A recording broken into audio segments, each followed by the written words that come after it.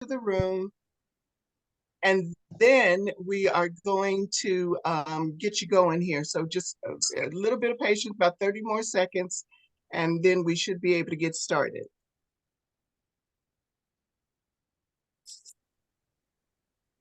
Including funding for Israel. So, okay, let's get going. Hi, my name is Sheena Smith, and I'm a volunteer and the data manager for the New Knowledge Adventures program that's based here in Boise, Idaho. Welcome, everyone. Today's presentation is called the Amazon River Tour with Dr. Alexander Sapiens. Today, we're going to have over 300, maybe almost 400 of you joining us. So there's a couple of things we want to make sure of. Hey, say hi to everyone. If you know where the chat button is for you, this is a good little test. We'd like to have you just type in where you're from. We're here in Boise. I see some folks in Minnesota, Boston, oh, St. Louis, Missouri. Okay, hi. Northern California. Okay. Nope, North Carolina, Wisconsin, from all over the country. And we're just excited to have you all here. You did the first test of that we wanted to make sure everybody can do is to put any messages in the chat. That's where we were hoping to manage any questions that you might have along the way. And certainly we will have a Q&A period at the end. So, it just either put your questions in there at that time, and we can see if we can answer most of that. All of you should have been automatically muted. If you aren't, please do mute. With this many people on, it's important that we do that. And if you are on a desktop or a laptop, your chat buttons, and I think most of you could find them, but they may be in different spots. So you may need to move around to locate your buttons. And hopefully you can hear us okay. If not, please put a message in the chat as well. But your audio and video buttons may be somewhere else depending on what kind of device you're on. Today's event will be recorded. And you can find that presentation probably starting tomorrow at aarp.org/ID/Idaho. So that's aarp.org/Idaho. And I already put that message in the chat, so all of you should have that as well. We're also going to make sure that you have Dr. Sapiens' email address in case there's questions that he isn't able to answer very quickly while we're on the recording. But we'll make sure we put that in the chat a couple of times during the presentation. Okay. Now, the leader of our tour of the Amazon River is Dr. Alexander Sapiens. He is a professor emeritus from San Jose State University in California.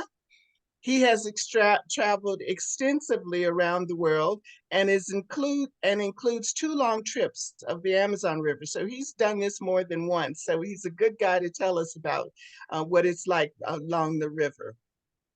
Upon retirement, he became an avid birder, and birds are his favorite topic. There'll be some birds in this one, but it's everything about the Amazon, including those birds. Alexander has previously presented on the birds and from many regions and countries around the world from his travels. But today he's focusing on the magnificent and amazing Amazon River of Brazil. So I'm going to hand it over to Dr. Sapiens, and thank you so much for attending. Dr. Sapiens? Okay. Let me think we're ready to go. Good morning from Idaho. I'm Dr. Alexander Sapiens, and I will guide you on the Amazon River Tour. Lisa and I have taken the river cruise twice. Once in December during the dry season, and once in April during the wet season. And you can see the view of the Amazon River. And to adequately cover the Amazon River basin would take a semester course. However, I'll hit the highlights in just over an hour. So we're going to be covering the Amazon River facts, the environmental impact on the Amazon, the cities that we visited on the Amazon River, and then we will cover animals of the river, mammals of the Amazon River basin, and then a few birds of the Amazon River basin.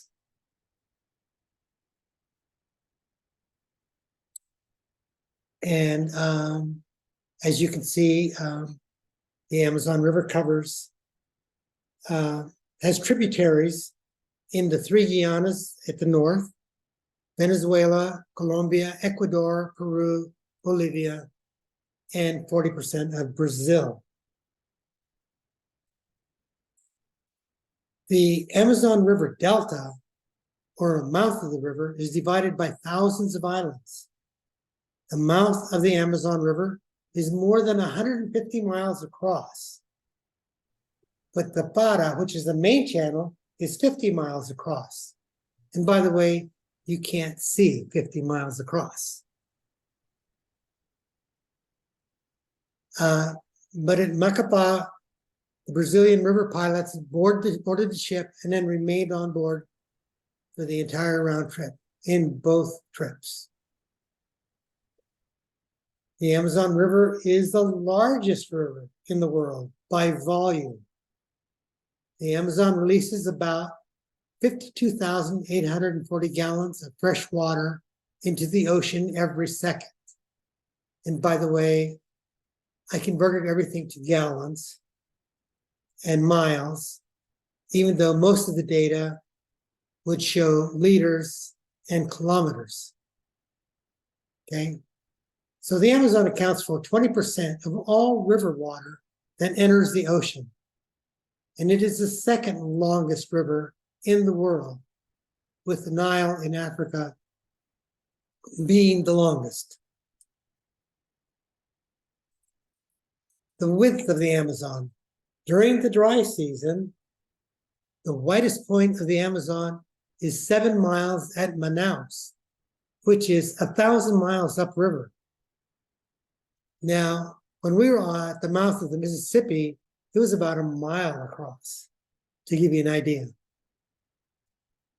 And during the rainy season, the widest point at Manaus is about 28 miles. But the mouth of the river is a large delta, about 150 miles in width, and made up of thousands of islands. There are no bridges on the Amazon. The river level can vary over 40 feet from the dry to the rainy season. And at Manaus, it varies from 33 to 50 feet. Ocean freighters and cruise ships can travel 1,000 miles to Manaus. Iquitos, Peru, which is 2,300 miles from its mouth, is an inland port that has ocean traffic. So, the Amazon basin encompasses an area reaching 40% of South America. That's about the size of the United States. The two main tributaries of the Amazon River begin high in the Andes Mountains in Peru. And the Amazon has over 1,100 tributaries, 17 of which are over 1,000 miles long. Now we will address the diversity of the Amazon rainforest. It has about 10 to 30% of the flora and fauna species on Earth. The most famous creatures in the river include anacondas, river dolphins, piranhas, caimans, catfish, and large-scaled fish. Mammals found in the rainforest include monkeys, sloths, jaguars, cougars, and tapirs. The thousands of species of insects spiders, amphibians, reptiles, and birds in the Amazon, in the rainforest, will not be addressed. And even though I do not address insects, it is a lepidopterist delight if you like butterflies and moths. I was truly amazed by how many moths and butterflies that we actually saw. So we'll cover the environmental impact on the Amazon basin, dealing with deforestation, dams, roads, agriculture, oil extraction, and rubber. Deforestation. Since 2012, deforestation accelerated under President Jair Bolsonaro, who opened large areas of forest to loggers, miners, ranchers, and industrial agriculture. However, now the current president, Luis Lula, starting in 2023, is starting to reverse the trend and to protect the rainforest. Dams. A 2018 study found 142 dams in the Andean headwaters of the Amazon River, and an additional 160 dams have been proposed for construction. These dams provide hydroelectric power, but the dams have a negative impact on fish. The Goliath catfish and many tributaries are prevented from reaching their spawning streams. Cattle ranching. Cattle ranching accounts for 75% of the deforestation. Cattle require less equipment and investment than crop cultivation. Cattle are raised for dairy and beef, primarily beef. And cattle ranching is being pushed north by agribusiness, which leads to more deforestation. And Brazil is the largest beef exporter in the world.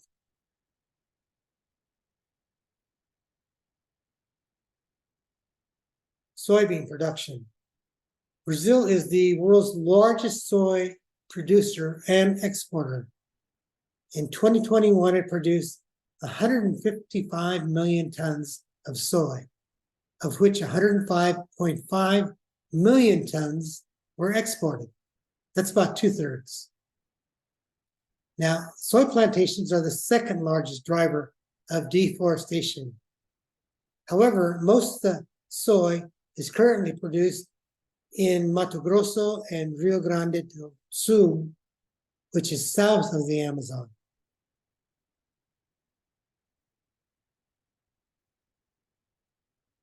And this is a picture of the soy harvest. Quite impressive. And in 2020, there were 133,000 hectares of soy planted on land deforested after the 2008 soy moratorium cutoff dates. Now, this was linked to 69 million tons of CO2 emissions. So as the cattle ranches move on due to soil depletion, the soy farms replace them. And by the way, China is the major buyer of Brazilian soy.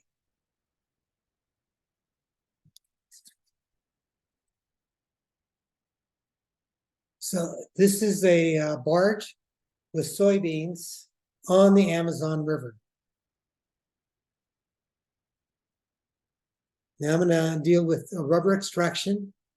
The first rubber boom occurred between 1879 and 1912. Now, this had a devastating effect on native populations enslaved by rubber barons. The rubber barons essentially enslaved the local Indian tribes to harvest rubber. Manaus became the first urbanized city in Brazil and the second to be electrified. Now, Henry Wickham illegally took rubber tree seeds from Brazil to England in 1879.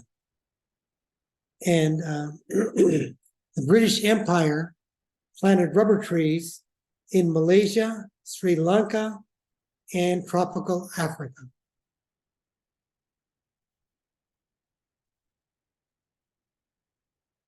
In 1918, Brazil's market share was down to 30%. And by 1920, it was down to 20%. In 1939, Charles Goodyear developed the vulcanization of rubber to make it plastic and elastic. And Henry Ford, major producer of cars, established Forlandia in Pará, in the state of Pará, in a rubber plantation in the 1930s, which failed. And the second rubber boom occurred in 1942 to 45, and that was during World War II. By this time, thousands of workers were induced to work in the rubber tree harvest, and thousands of them died from yellow fever, malaria, and hepatitis. Today, nearly 50% of all auto tires are made of rubber, and nearly 100% of all aircraft tires are made of natural rubber. Now we're going to go to some of the cities that we visited on the Amazon River. Santarém, Boca de Valeria, Parintins, Manaus, Alter do Chao. Santarém is in the state of Para, and it is located halfway between Manaus and the Atlantic Ocean. Santarém is located at the confluence of the Amazon and the Tapajos River. It has a population of 300,000 and is the third largest city on the Amazon. The Tapajos River is a black or clear river that has a tea or cola color derived from tannins leached from dead vegetation. The Amazon River is a brown river with coffee with cream. And that's because it carries a lot of sediment. So here's the map of the Amazon River. And so here's Macapá, where we picked up the river pilots. And then halfway up is Santarém. And then 1,000 miles upriver is Manaus. These are some images of Santarém. As I mentioned earlier, it has about 300,000 people. And this is the meeting of the waters between the Amazon, the coffee with cream look, and the Tapajos River, which has the darker color. And the meeting of the two waters will continue for about 10 miles. This is a picture of a freighter at Santarém. Now we move to the small village of Boca de Valeria, which is located at the confluence of the Rio de Valeria and the Amazon River. And approximately 75 people live in this village, and it is accessible only by small boat or tender. And you can see that the houses are on stilts. And when we arrived, many of the children had wild animals like the sloth and the parrots. And for $1, you could take their picture. Many of these families and residents navigate with small boats. And these small boats are actually propelled by a, what I would call a trolling motor, very small engines. Now we move to Parentin, which is now in the Department of Amazonas, and it's on the confluence of the Amazon and Medeiros rivers, and it's about 450 miles by river to Manaus, but you can fly to it in just over an hour. Parentin has a population of about 115,000, and it is the site of the Boy Bumba Festival, which is held every June. And as you can see from the pictures, they have a lot of tricycles in which they transport locals and tourists. And on the right-hand side, you can see motorcycles and bicycles, which are actually more common than cars. And once again, picture of the river, the Santarém, and then Parentin, and then Manaus.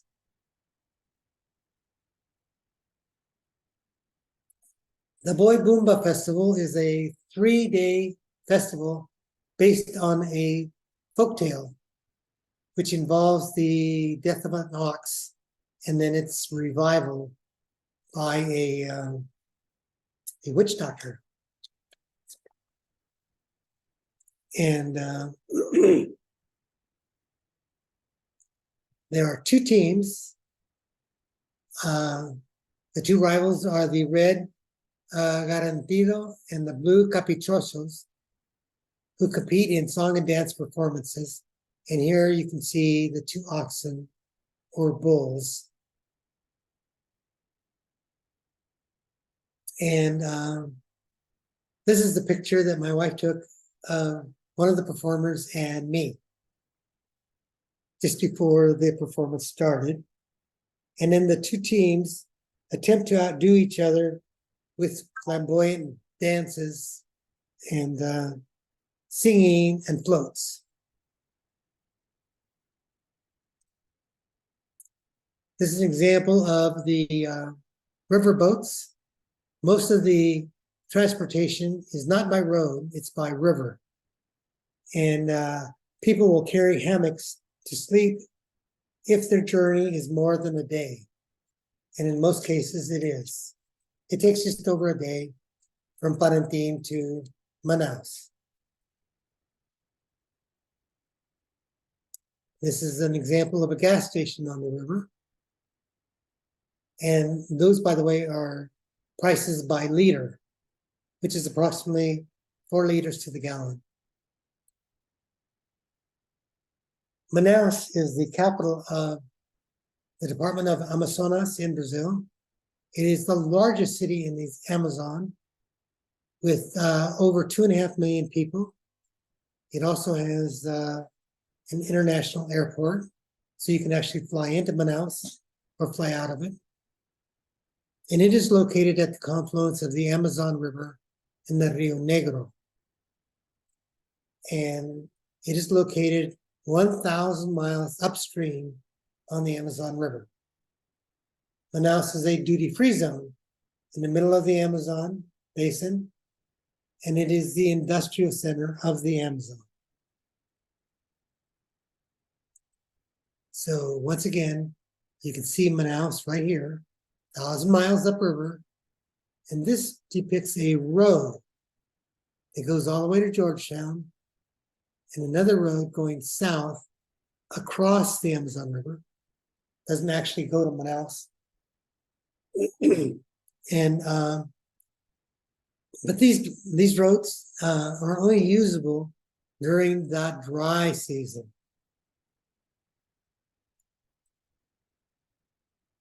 This is the meeting of the waters of the Rio Negro and the Amazon River at Manaus. And the only bridge we saw was actually this bridge over the Rio Negro on the outskirts of Manaus, but on the Rio Negro, which comes from Colombia, by the way. In Manaus, they do have favelas or slums, but the city and state are replacing those slums with new housing for the poor at very low cost. And once again, most of the transportation is by river or river boat.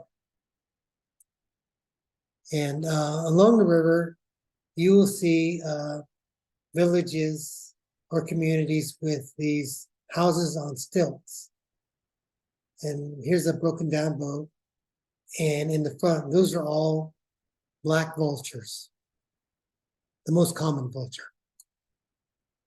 And on one of the excursions from Manaus, we got to see the Victoria water lilies, which are the largest lilies or lily pads in the world. And they're from about 6 to 10 feet across, which I thought was very impressive. They could actually hold up to 65 pounds. So I've seen pictures with children on them. The Opera House or Amazon Theater in Manaus was built in 1896 during the rubber boom, and it is the home of the Amazonas Philharmonic Orchestra and also the week-long Festival Amazonas de Opera. Enrico Caruso and Luciano Pavarotti both performed here, but at different times. Now we'll move to Alter do Chao. Alter do Chao is a popular beach destination for Brazilians. It is located in the state of Pará and is known as the Caribbean of the Amazon due to its many white sandy beaches along the shores of Rio Tapajós. And unlike the Amazon, where the water is brown and murky, here the water is clear and blue. Now we're going to address some of the animals that live in the Amazon River, such as the piranha, pink river dolphin, the dorado catfish, arapaima or pirarucu, anaconda, and the black caiman. The piranha kind of looks like a large perch. There are 25 species of piranha in the Amazon.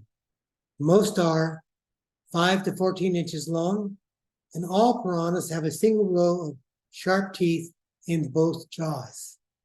And you can see the teeth there in the picture. And despite views by media as dangerous, they do not pose a risk to humans unless you are bleeding. So don't go in the water if you are bleeding. This is the pink river dolphin. The Amazon river dolphin is known as the boto or the pink river dolphin and is one of 3 dolphin species in the river. And although they're numerous, they are endangered because dolphins are killed by fishermen for use as bait to catch catfish. This is a picture of catfish from the Amazon River in a trailer. There are 6 species of Goliath catfish in the Amazon River. And the dorado catfish can grow to be over 6 feet long. So primary source of food for them. But the most impressive fish, I thought, was the arapaima or pirarucu. Now the arapaima are the world's largest freshwater fish, reaching 10 feet in length and weighing 485 pounds. They're widely dispersed and do not migrate. The male is a mouth brooder. In other words, he keeps the baby fish in his mouth until they're large enough to live on their own. The scales of this fish are about 2 inches wide and can be used as nail files. A single arapaima can fetch a market price of up to $1,000. And you can see these 6 men holding an arapaima or pirarucu.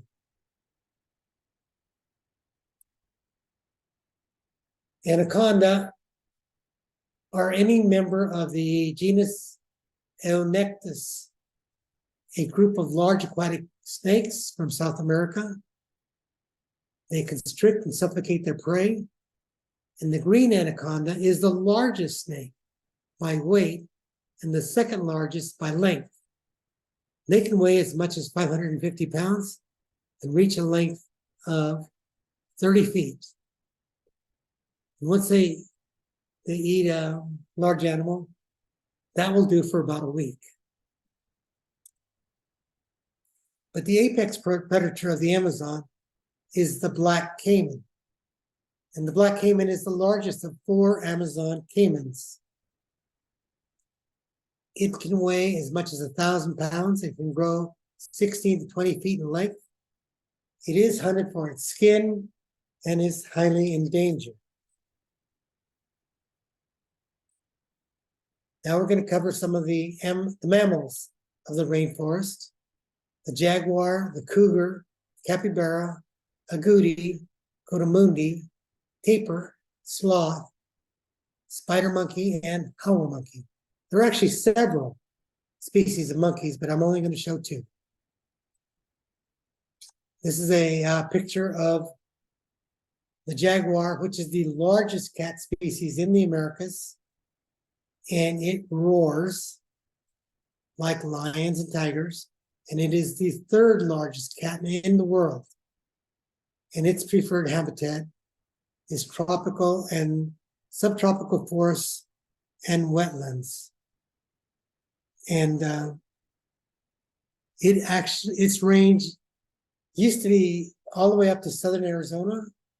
It hasn't been seen there because of the border fence, but essentially from Mexico all the way down to the Pampas of Argentina.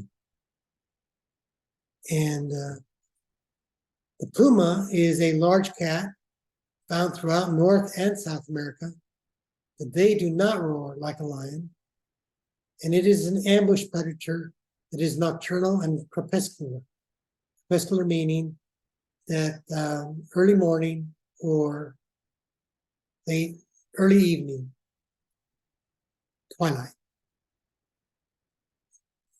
And now I'm going to go to the capybara, which is the largest living rodent. And they inhabit savannas, dense forests, and live near water. Females are larger than males, and they're about 2 feet tall and weigh about 100 to 150 pounds. We actually saw some of them as pets by the locals in the villages. And they only eat grass, and they are considered a delicacy. This is an agouti, and the agouti is a large rodent found in Central and South America. And they're about 2 feet long and weigh just under 10 pounds. And I would say they're a bit larger than a muskrat and smaller than a beaver, but no tail. And they live in forests and savannas. They're actually kind of cute. And I have seen them in the Amazon and in Central America. The Brazilian tapir is the largest surviving native terrestrial mammal in the Amazon. And they weigh almost 500 pounds. And they're 6 to 8 feet long and 2 to 4 feet high. And they're herbivores, strictly eat grass. And they actually have kind of funny little noses, which I think they get in the water and they hold their nose above the water. And then we have the cute coatimundi. The ring-tailed coati is widespread in the Amazon rainforest. And they're related to raccoons. They're active during the day. The adult males are solitary, whereas the females and young form large bands, and they can be found throughout Central America and the Amazon River basin. Now the sloth, which are kind of cute. They're a sluggish tree dweller of Central and South America. And there are 2- and 3-toed sloths. There are actually 6 species, and they are very slow moving. They'll spend an entire day in one tree. And they rarely go down to the ground. Spider monkeys. They're found in Central and South America. There are 7 species. They have long limbs and long prehensile tails, which means that they can hang from their tails. Only New World monkeys have prehensile tails. And they're social and they live in large bands. And the howler monkey is actually the most widespread and the largest of the monkeys. They're 2 to 3 feet tall and weigh 15 to 22 pounds. They're the loudest of all monkeys, and you can hear them from a mile away. And they rarely leave the treetops. And they live in large groups or troops. And now we're going to go to the birds of the rainforest. There are over 1,300 species of birds found in the Amazon, 28 of which are endemic to the region. The following photos are just a small sample of the diversity of birds in the Amazon region. Now, we actually didn't see, since we were primarily on the ship, we didn't actually see any hummingbirds or the rare hoatzin. This is a neotropic cormorant. And you can identify it in flight because its tail is about as long as its head and neck. And of course, they do have those cute blue eyes. And we didn't actually see any gulls in the Amazon River basin, except at the mouth of the river. But what we did see were terns, and they had 2. This is the large-billed tern, which has a large yellow bill and a dark head. And this is the yellow-billed tern. It can be distinguished from the large-billed tern because it has a white in its lores, or that area between the eyes and the bill.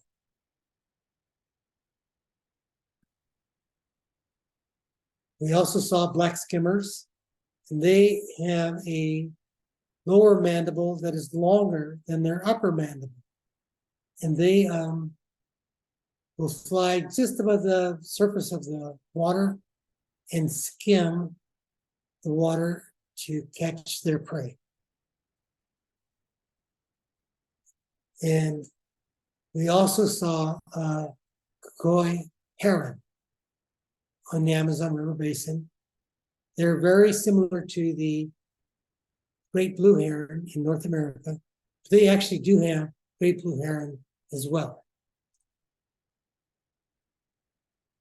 And they also have a striated heron, very similar to the green heron, only the breast is striated. And we saw a lot of snowy egrets.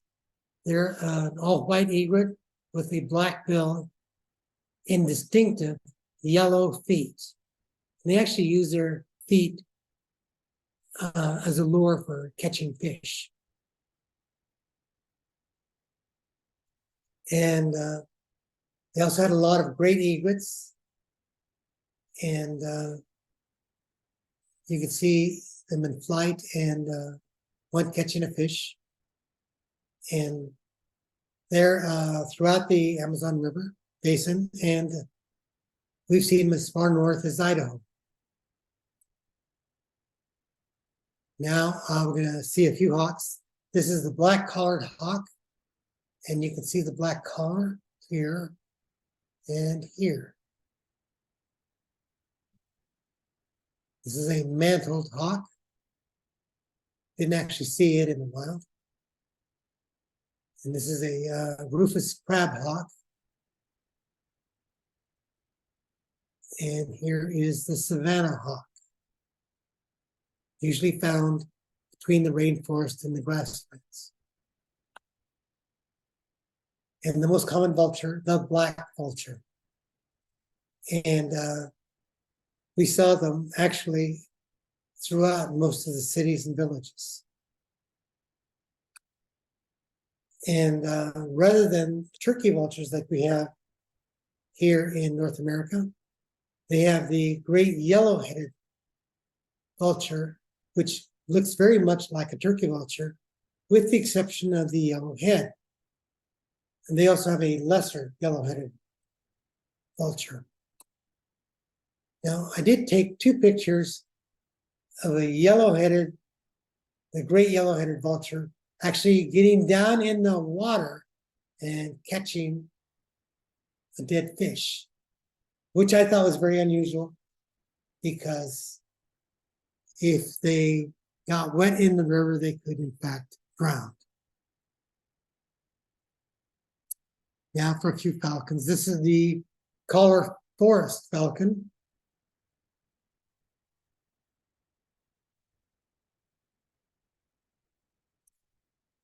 And then we actually saw two species of caracara, the yellow-headed caracara and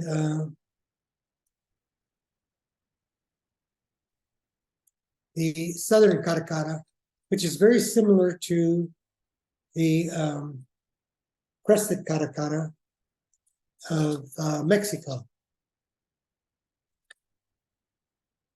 But you can actually see the crested caracara in the southern U.S., northern Mexico, and but this one is in South America. And then this is the fork-tailed flycatcher. I've actually seen them in South Texas. But my favorite flycatcher is actually the great kiskadee.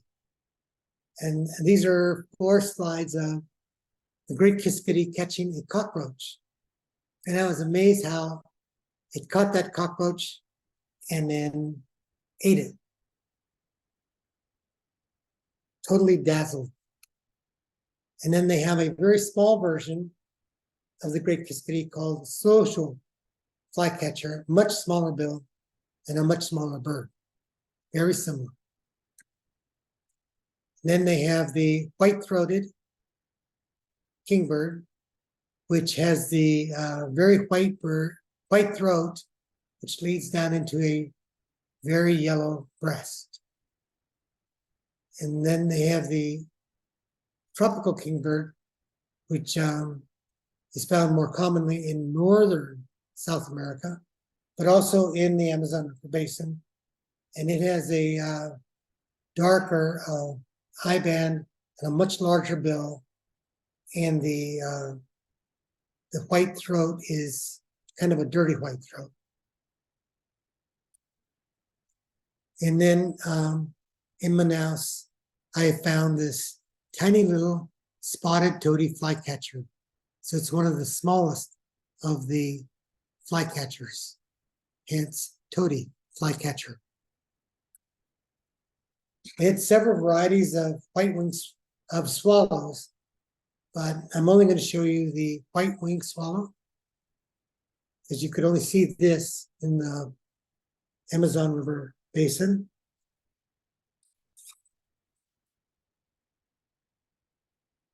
And we're going to go to the parrots. Parrots have relatively short tails, and this is the yellow-crowned parrot. And the locals actually make them pets, and this is actually this parrot is standing on a stick held by one of the locals. This is another example of the yellow-crowned parrot. And this is a festive parrot that's being held by Lisa, and it's perched on her trek walking stick or walking pole or trekking pole. And these are several Takui parrotlets. They're smaller than the parrots. And again, the locals will allow you to take their picture for $1. This is a canary winged parakeet. Parakeets have much longer tails than the parrotlets or parrots. And these are small tui parakeets. These two I like because they were kind of like lovebirds. They were kind of very affectionate with one another on the left, and then later they came up for air on the right. And then, of course, in that family are the macaws, and this is the blue and yellow macaw, very common in the Amazon River Basin. And we also saw scarlet macaws. And then this is the smooth-billed Annie. They have 3 varieties of Annie. I'm only showing you the smooth-billed. There's a groove-billed and a great Annie.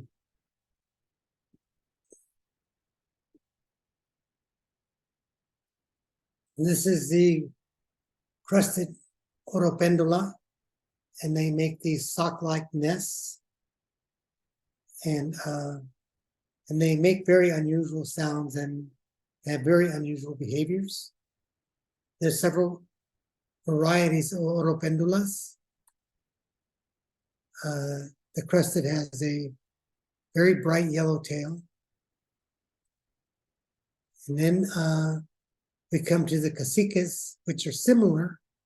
This is the solitary black cacique.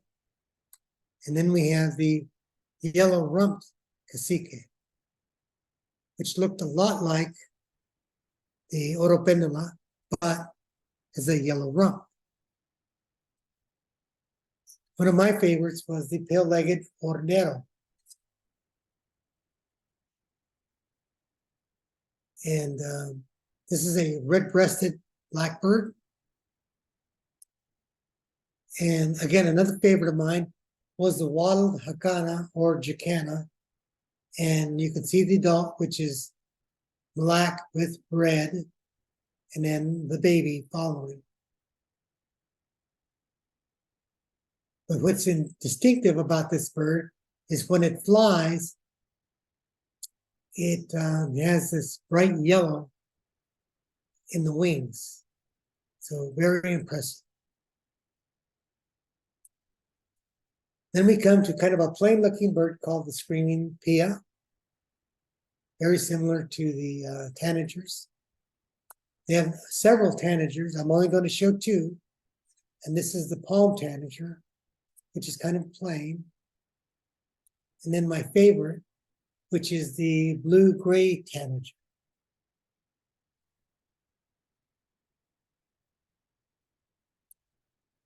Again, blue-gray tanager. They're actually very, very common. Very pretty bird.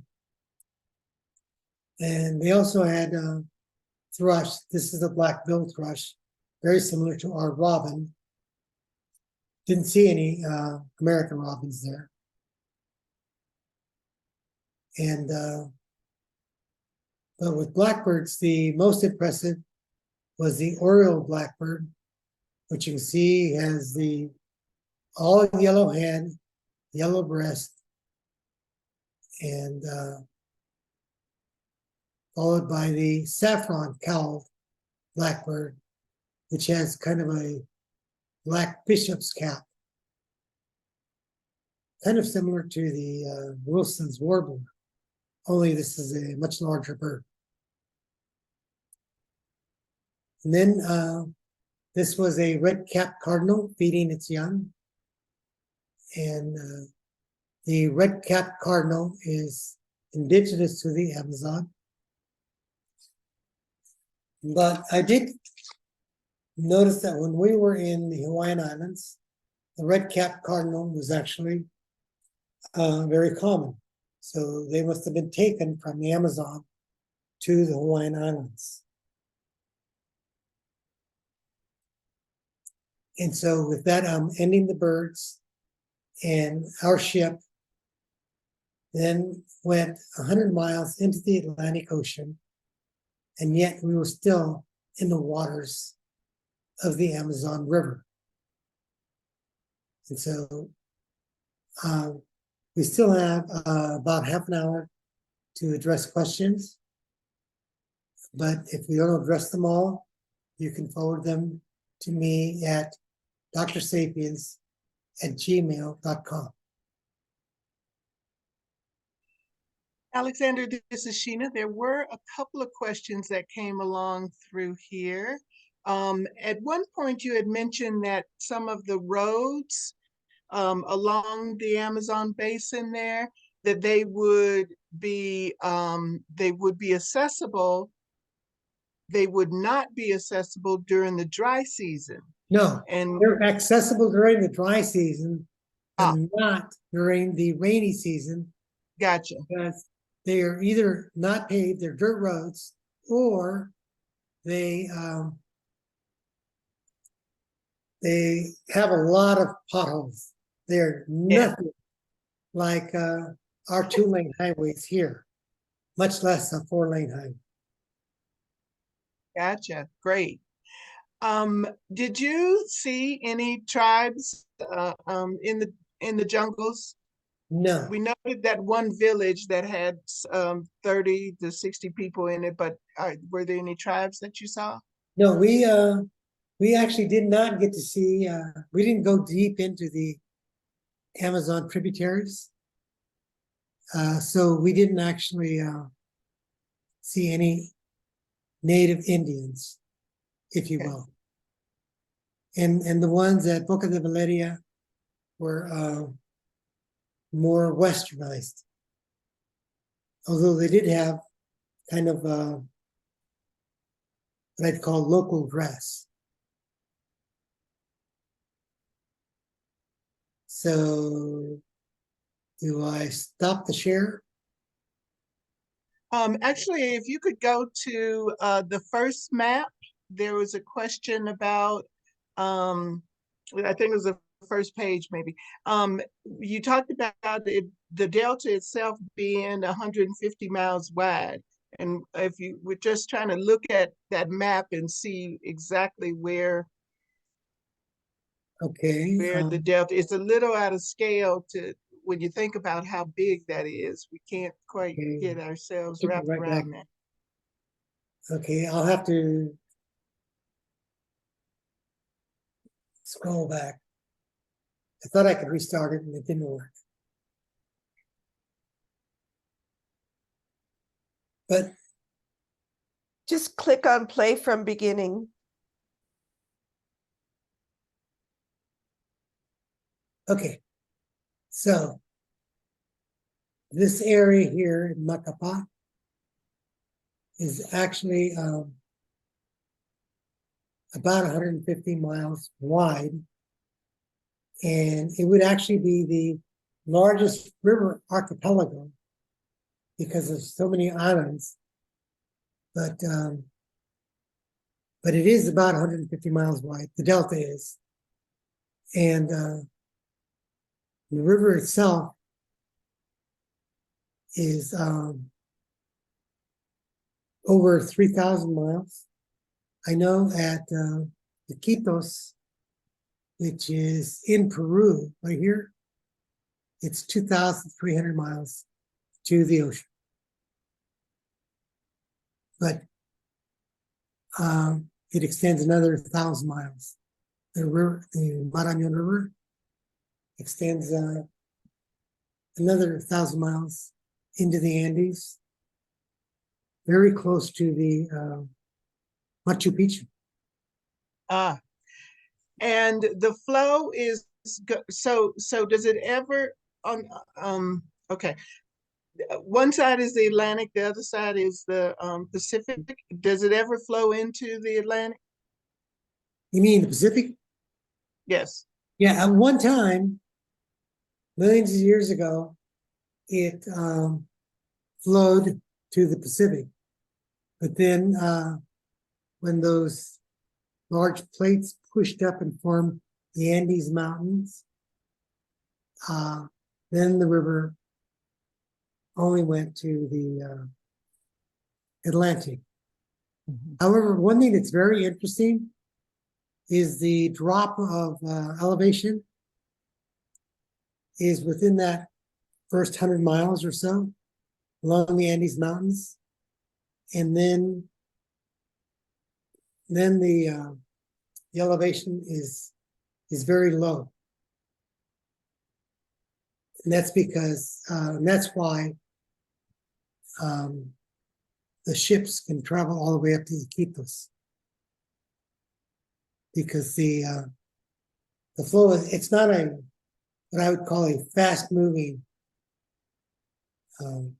river.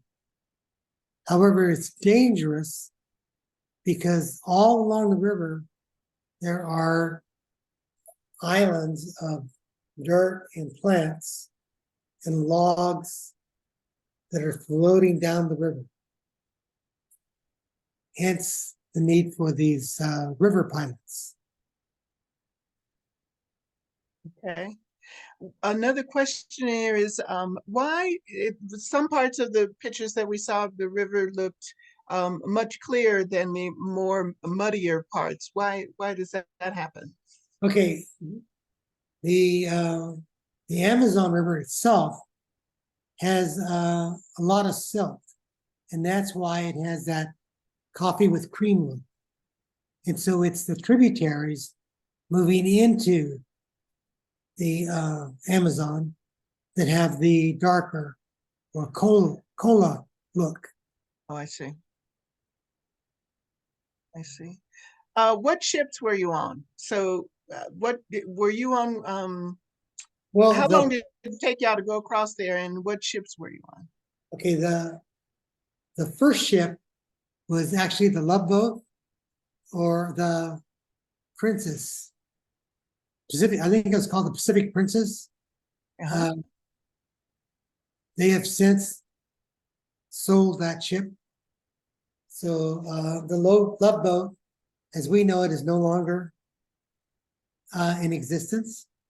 Although Lisa and I did go 28 days on that first trip. It was 14 days from Fort Lauderdale to Manaus.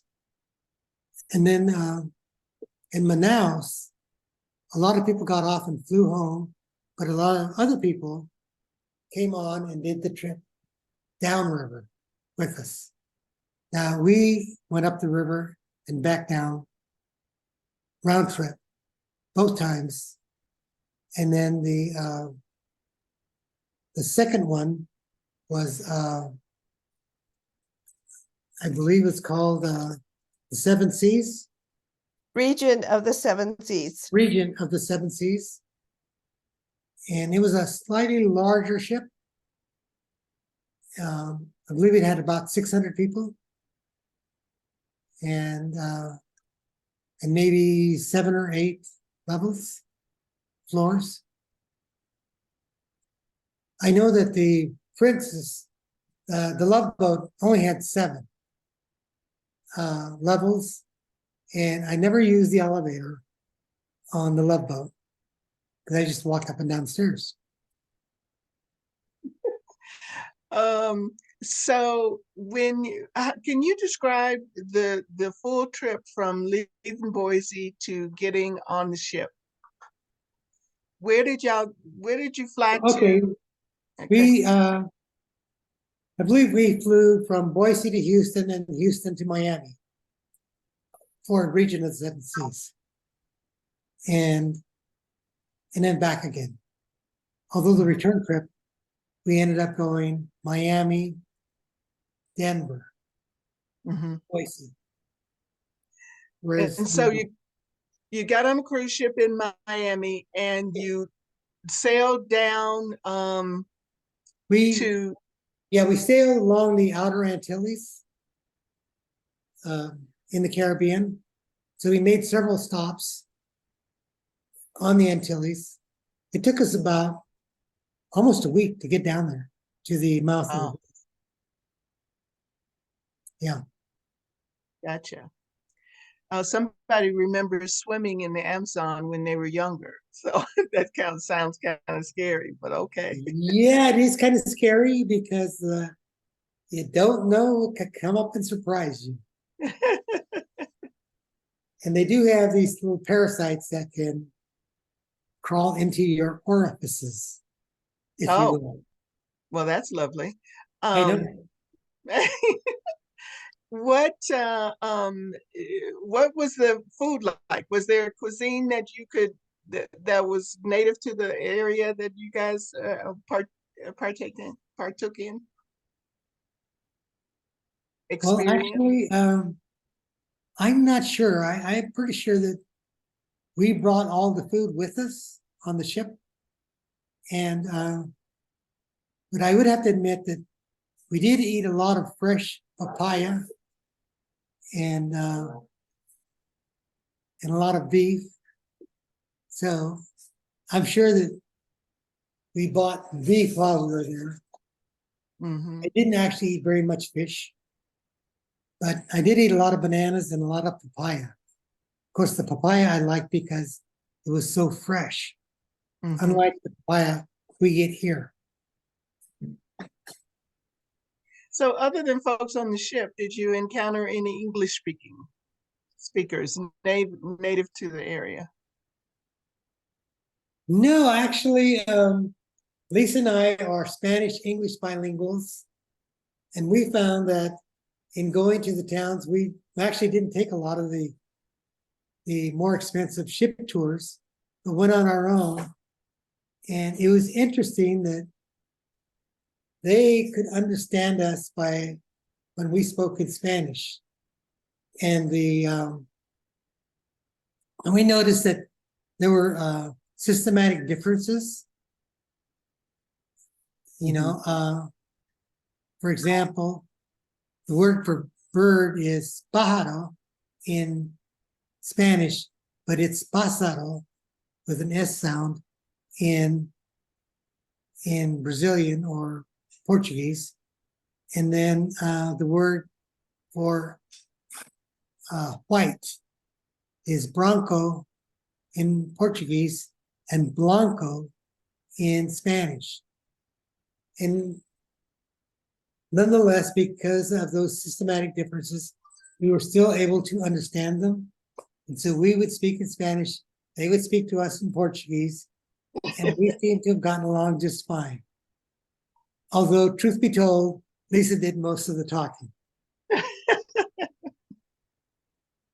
One other question about the depth of the river. I think on a couple of slides you mentioned that during different seasons the depth could be very different. But the question was about how deep is it? I never actually looked at how deep the river was, but to have a ocean freighter, I think they had to be at least 100 feet deep. But what we were more impressed with was the level of the river.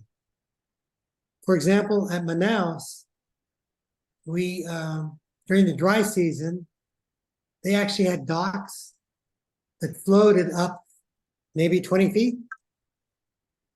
But during the wet season, the dock was underwater. And so we had to use tenders to get to the town or city. Had to use what? Tenders, Small boats. Oh, small okay. boats. Okay. A tender is like a small boat from the cruise ship. Oh, They're a little okay. bit larger than a Zodiac and more Ah, comfortable. Probably hold, I'd say, at least 100 people. oh, okay. Okay, I see. Yeah. And so So, in the rainy season, we only use tenders. yeah.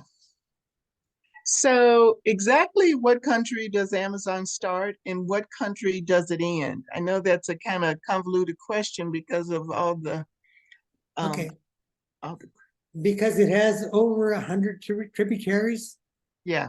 I would say there are like the Rio Negro actually starts in Colombia, and there are some that start in Ecuador, and so, but the majority of them would start in Peru, and there are some that start in Bolivia. So that's where the majority of the rivers start. Now, I know that sorry, I'm being a little dense here. So which way is the river flowing? Is it it's flowing? going from west to east. Ah, okay, gotcha. Yeah. And for example, if you look at Colombia right here, it has a little Yes, uh-huh. peninsula-like thing. Right there on the river is their southernmost city called Leticia, which is on the Amazon. And so, in fact, if you can read Spanish, there's a great book called El Vorágine, which would be, I think the translation would be the whirlpool. And it has to do with living in the Amazon region of southern Venezuela. It was written by a former president of Venezuela, Eustacio Rivera. But El Vorágine actually was one of my favorite books when I lived in Colombia. But I read it in Spanish. I've never seen it in English. Ah. There was a couple of questions about a few of the endangered species that you spoke about, and what, if anything, is happening about that. We all hear about all the political unrest about the rainforest. Are there any current happenings about the hunting in the region? Do people hunt there, and some of the endangered species? Well, I don't think too many of the birds are endangered, but I think it's the animals like the jaguar and and probably the fish, like the catfish Mm-hmm. and the large scale fish. Yeah. In the past, a lot of the birds were hunted for their feathers, but they pretty much have stopped that. Nonetheless, the a lot of the parrots are still being caught and used as illegally to be exported to places like the United States, and in the and they're used as pets in the by families along the Amazon. For example, that blue and yellow macaw was actually Yeah. a pet that the driver took us to, that this person owned in Parentin. And so that's why I was able to get such good close-ups. Oh. And I know that even though the scarlet macaw is very widespread, it is endangered in several of the Central American countries. One question about the gas stations that you showed us that were floating. So they have a big tank or something underneath them to hold it. That sounds a little scary, but tank Yeah, for the gas in there. Yeah, I think that gas station that we showed actually had 55-gallon drums, and I think it was more for the small boats.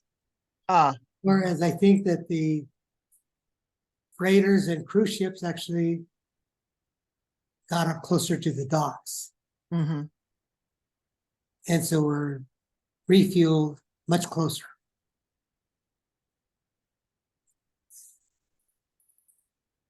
So, and the fuel is much more expensive in Brazil than in the United States. Yes. Um, one other question. So the map, when we say the mouth of a river and the delta of the river, I used to think one was the beginning and one was the end, No, no, but I no. think No, the they're the beginning same. would be the headwaters Okay. up in the mountains, Uh-huh. where the mouth and the delta are kind of synonymous. Oh, gotcha. Yeah. Although one could think of the mouth, for example, the Bada River or channel, which was 50 miles wide,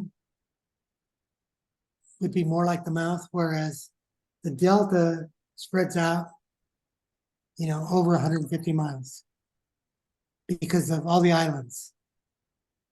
Ah, I got you. I have you. Okay. Okay. Well, um, any other questions? I think we've covered most of them. If you think of some other questions, you certainly are welcome to contact Dr. Sapiens. His Gmail is on the screen there. Um, we just want to first of all, thank you so much for this presentation. You have lots of very positive comments here in the chat, so thank you very much. We also want to make sure that we let you know that the recording will be available. I had said that it would be available tomorrow, but tomorrow is the weekend, so I'm not sure that it would be there that quickly, but we'll certainly try to get it to you as quickly as we can. And thank you all for attending. We're getting done a little bit early, so this is our gift back to you of 15 minutes. And hopefully you'll have a good rest of the day and a wonderful weekend. Stay safe and healthy out there. And thank you so much for attending yet another very successful New Knowledge Adventures session here. We appreciate your time. Thank you all.